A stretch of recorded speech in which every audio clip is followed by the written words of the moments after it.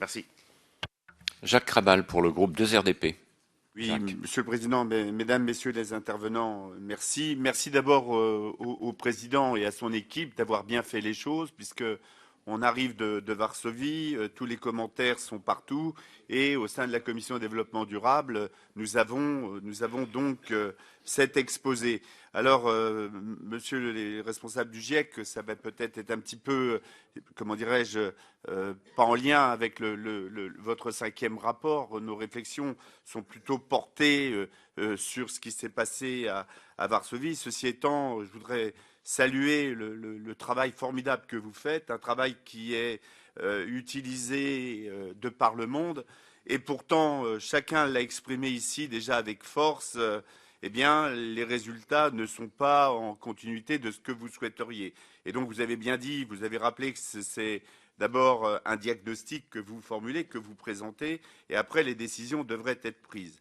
Au-delà de ce qui s'est passé à Varsovie et de montrer du doigt les dirigeants mondiaux qui ne sont pas toujours dans ce que nous souhaiterions, je voudrais dire que ça devrait nous interpeller ici, nous également, parlementaires, parce qu'on sait bien que les décisions que nous mettons en place eh bien, ne sont pas toujours en rapport avec cette volonté d'être dans cette démarche de non-réchauffement climatique.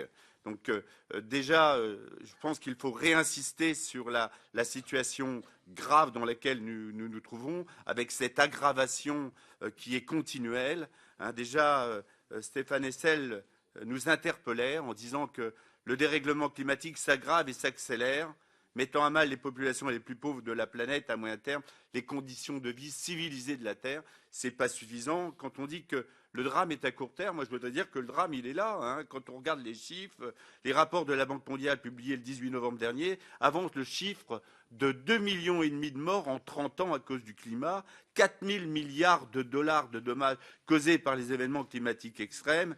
Donc il ne s'agit plus de se permettre de remettre à plus tard une baisse des émissions de gaz à effet de serre. Et pourtant, au-delà de cette réalité et des événements extrêmes qu'on se promet, eh bien, et pourtant, force est de constater que eh bien, nos besoins d'énergie ne cessent d'augmenter, d'énergie fossile, et même on redémarre des centrales à charbon, et même on se lance dans l'exploitation des hydrocarbures non conventionnels. Et là-dessus, j'ouvre une parenthèse pour la fermer rapidement. J'espère que notre ministre ne signera pas les mutations des 7 permis de Seine-et-Marne et de l'Aisne.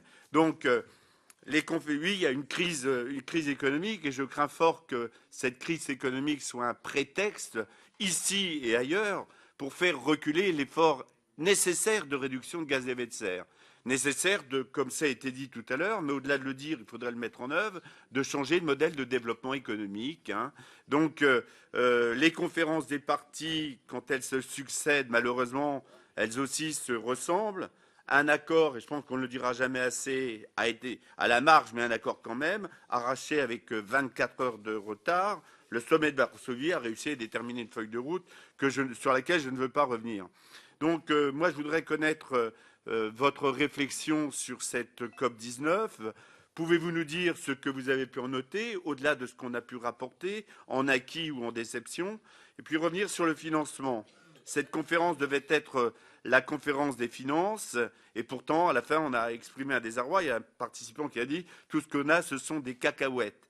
Comment, selon vous, mettre à niveau et accroître éventuellement les financements climatiques dans un contexte économique défavorable? Comment conjuguer croissance économique et lutte et réduction contre les gaz à effet de serre? Quelle fiscalité écologique mettre en place? Je voudrais m'adresser à M. Dandin et à M. Magnan. Le constat est là. Et demain, si nous ne faisons rien ou pas plus, quelles seront les conséquences pour notre planète, au-delà de ce que vous avez dit? Plus largement, comment l'étude du climat peut-il éclairer notre futur?